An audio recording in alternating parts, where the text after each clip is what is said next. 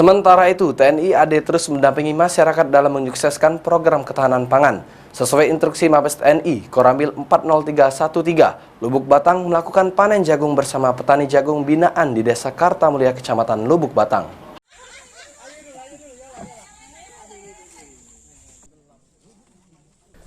Sesuai instruksi Mabes TNI terkait ketahanan pangan, Kodim 0403 Oku melalui Koramil 40313 Lubuk Batang melakukan panen jagung bersama petani jagung binaan yang berada di Desa Kartamulia, Kecamatan Lubuk Batang. Sedikitnya ada 4 hektar ladang jagung milik warga binaan langsung Koramil Lubuk Batang yang dipanen. Untuk hasil jagung, petani dan Koramil bisa membuahkan hasil 6,5 ton jagung dalam 1 hektarnya, di mana artinya petani jagung binaan Koramil Lubuk Batang bisa panen jagung mencapai 25 ton lebih jagung.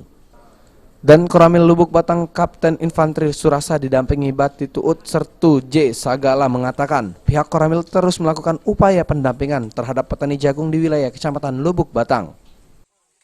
Dari komando atas dan juga kami bekerja sama kepada pihak pertanian, pihak desa dan juga kepada seluruh masyarakat yang siap untuk mendukung program tentang ketahanan pangan ini. Kami harap ke depan seluruh desa-desa wilayah binaan-binaan para Babinsa yang dilakukan oleh TNI dapat berjalan dengan baik dan semakin maju untuk kemajuan bersama.